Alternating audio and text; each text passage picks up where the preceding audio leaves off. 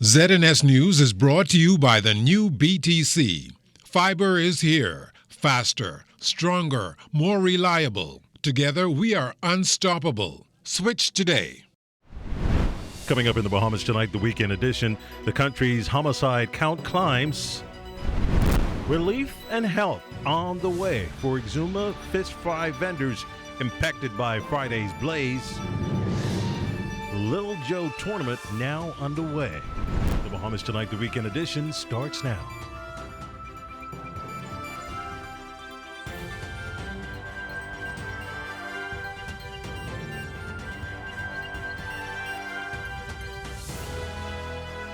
Welcome to the Bahamas Tonight, the weekend edition. Good evening, I'm Desmond Saunders. Thanks for looking in. Detectives called to the scene of yet another homicide. This time, through McKinney Drive in the Carmichael Road district, a male shot and killed in broad daylight. This marks the fourth murder for the week. Residents now lamenting the continuing spate of bloodshed on the streets. Corval Pyfrom reports. This sleepy, quiet community becoming the setting of the country's latest homicide. A man police say believed to be in his mid-20s gunned down in this silver Nissan Cube right in front of his Sunset Park area home. Assistant Commissioner of Police Earl Thompson says police got the call early Saturday afternoon. The information reported was that assailants approached him, fired shots on the vehicle, and he received multiple shots about the body. At this point, police seem uncertain about how many suspects were involved in this killing. However, they say the assailants fled on foot. The incident sending shockwaves through this normally tranquil community. This is one of our quieter areas. It came as a surprise. The officers had actually just left this area. They were on mobile patrol within this area no longer than maybe 5 minutes before this incident occurred. Saturday's homicide, the latest in what has been a string of killings this week, pushing the murder count closer to triple digits and heightening calls from police and even the Prime Minister for greater community effort to save young lives. We're losing too many of our young males.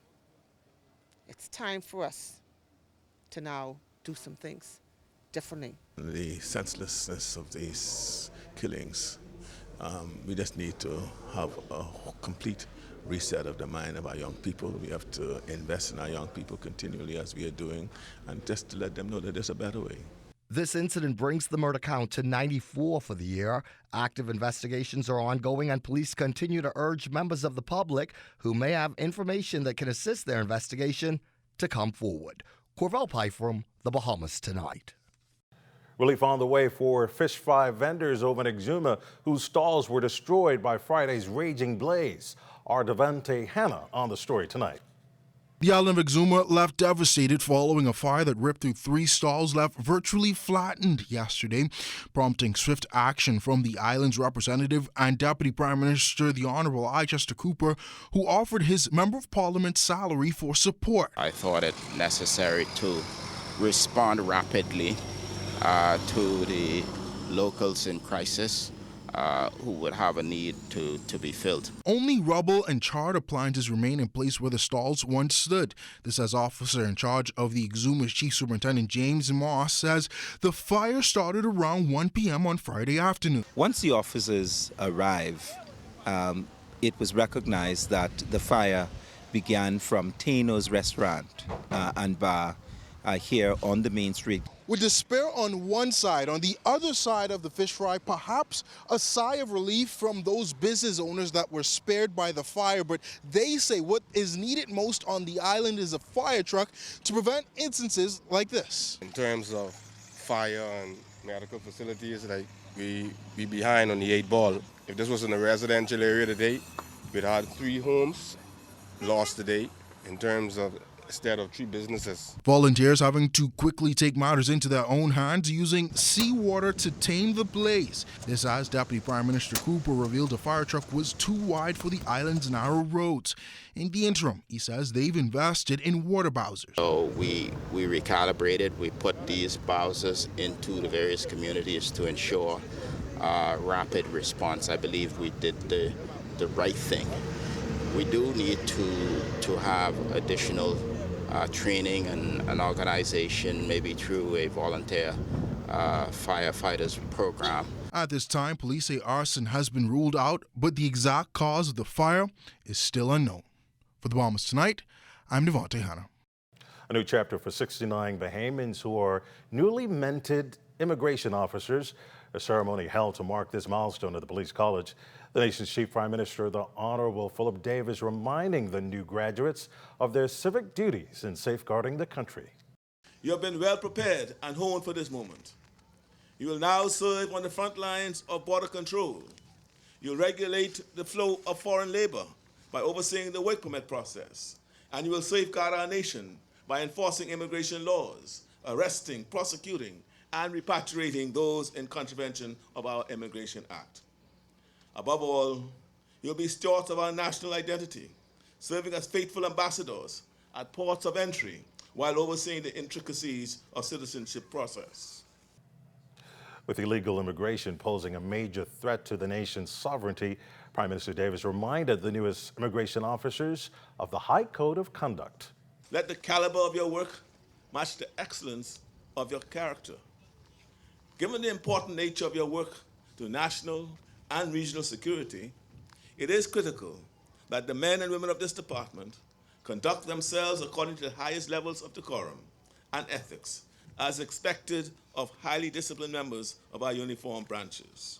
You must never depart from the core values that define the Department of Immigration. In all that you do,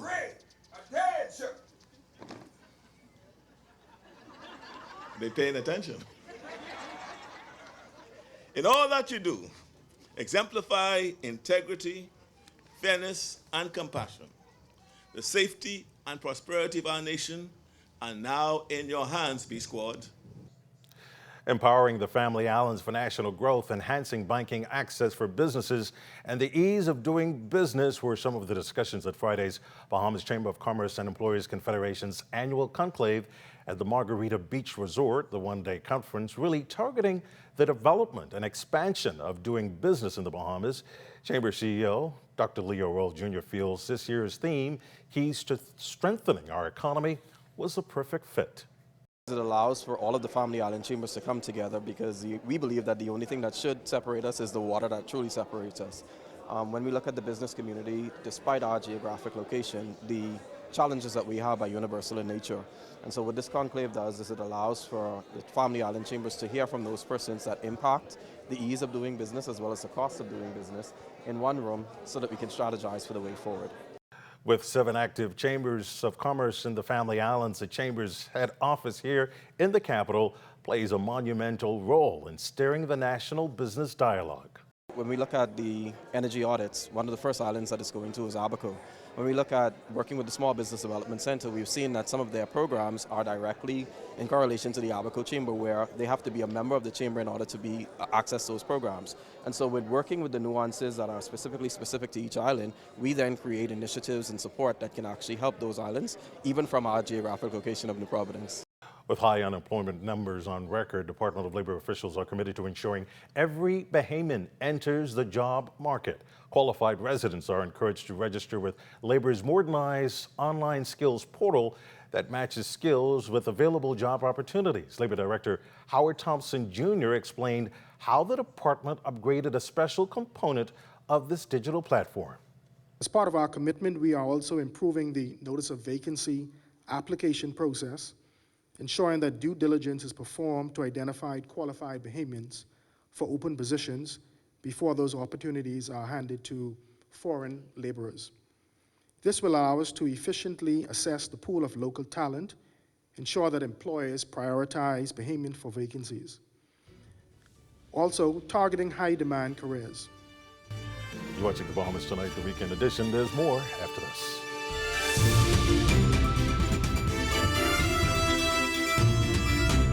This portion of the news is brought to you by Bahamas Striping Group of Companies. Well, here's a message for thousands of WhatsApp users across the Bahamas. Beware of what the National Computer Incident Response Team is branding as a sophisticated scam.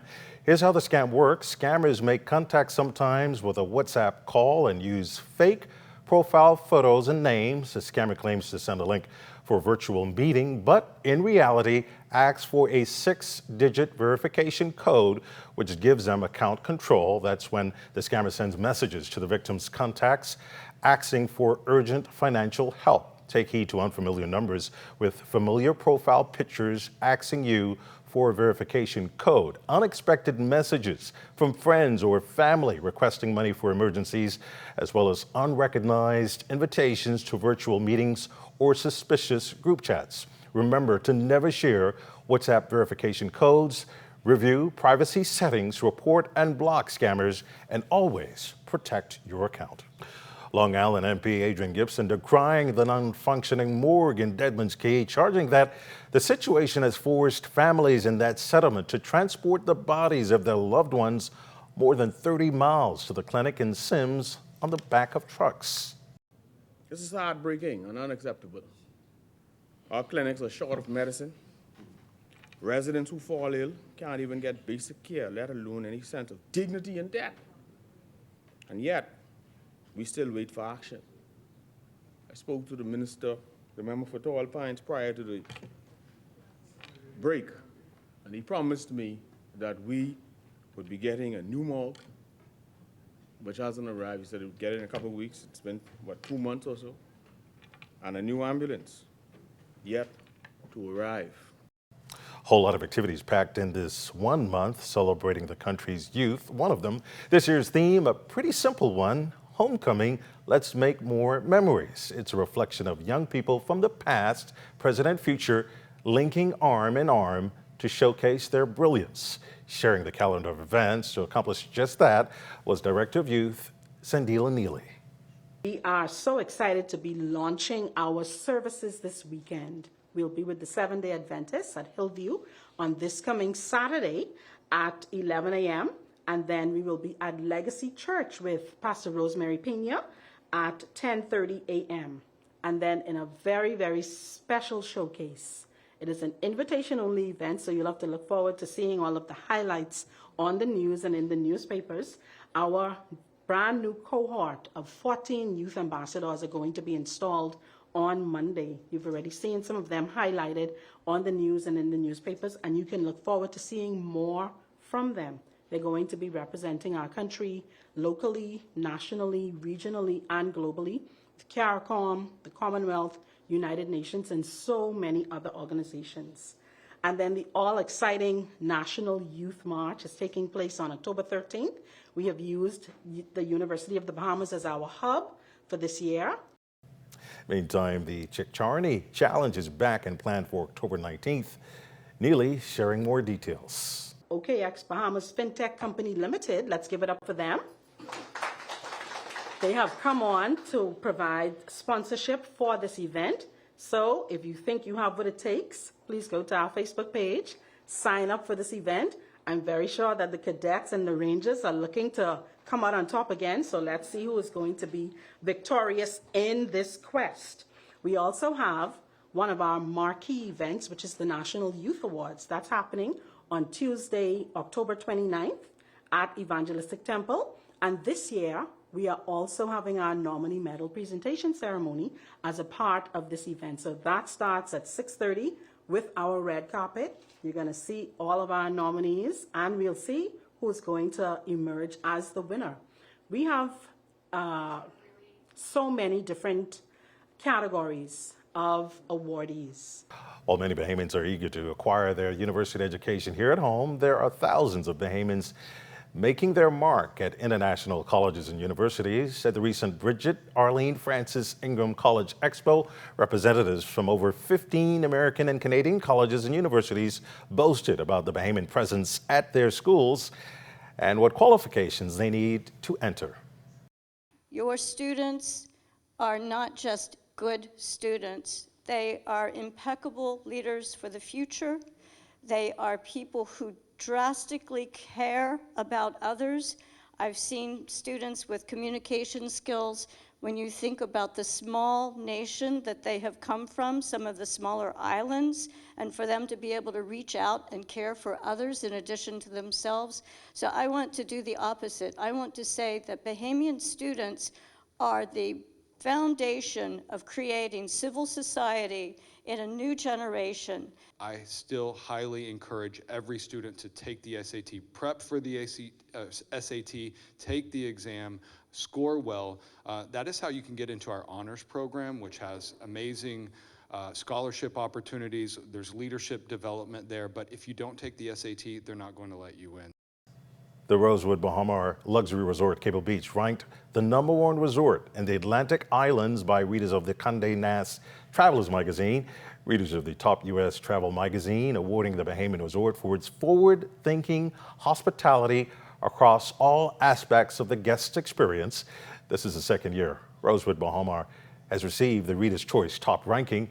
Managing Director of Rosewood, Monica Ortez, says the resort is honored to be recognized for its work, as the accolade reflects the resort's unwavering commitment to providing exceptional service and unforgettable experiences. Condé Nast Travelers Reader's Choice Awards, among the most respected accolades in the travel industry.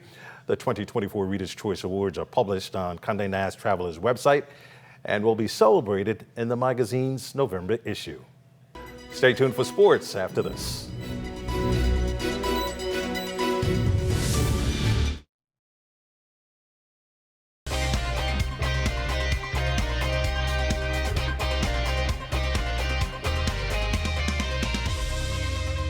Welcome to your Saturday sports, everyone. I'm Amajal, an old stopping sports. We start off the weekend sportscast on the Diamond over in Eleuthera.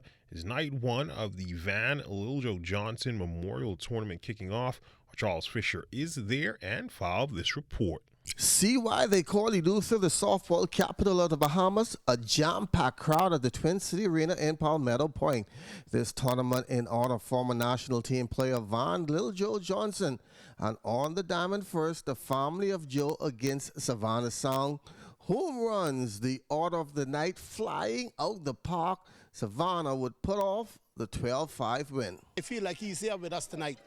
You know, seeing that all of us friends from Nassau, including you, you know, yeah, and I'm very surprised to see some other folks there I haven't seen in years, you know, but it's an honor. It's an honor to be a part of this great event tonight. I feel good, man. I just there to represent. You know, I come on in these softball, so I there to represent at any time. Fast bits, slow bits, we in any league. A shocker in the second game as the tournament favorites, the boys out of New Providence, but lose a thriller 9-8 to the ED Punishers from Eleuthera. It was a fight, but through it all, just got to keep the faith and keep pushing through. Yes, sir. My team depended on me, so regardless, I got to fall through for them. This tournament, featuring teams from New Providence and Grand Bahama, both men and ladies, wraps up this evening with the awards presentation. In Eleuthera, for ZNS Toll Sports, I'm Charles Fisher. Still on the Diamond in BAISS softball action yesterday, the Queens College Comets senior girls scored 15 runs and 11 in the bottom of the first to defeat the Kingsway Academy Saints 26-7. Of course, Mercy Rule's stoppage coming into effect, relieving Jamila Strawn of pitching duties was Janiyah Frazier, who picked up the win, while Aria John was tagged with the loss.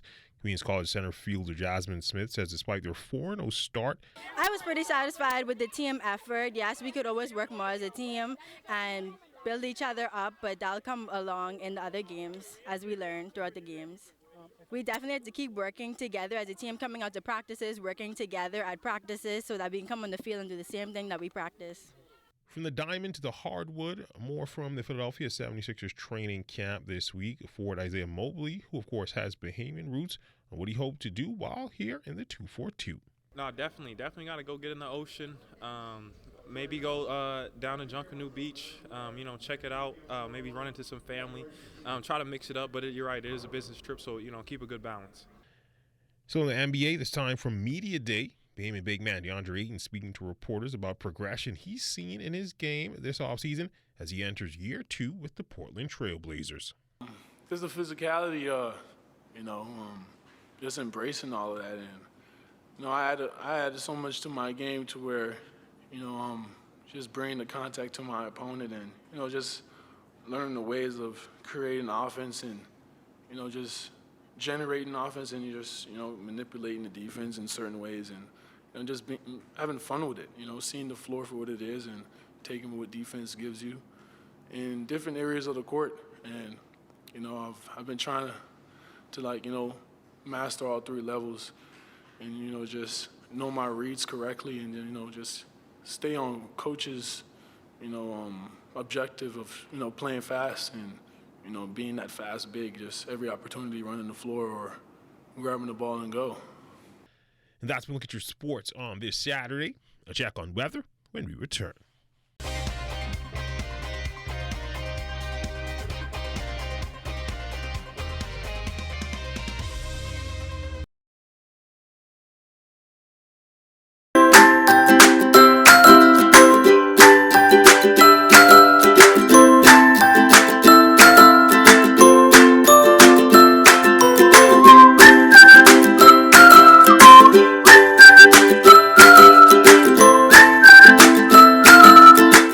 Time now for a check on tonight's weather forecast. Chief Meteorologist Basil joins us in studio with the latest temperatures. Good evening, Basil.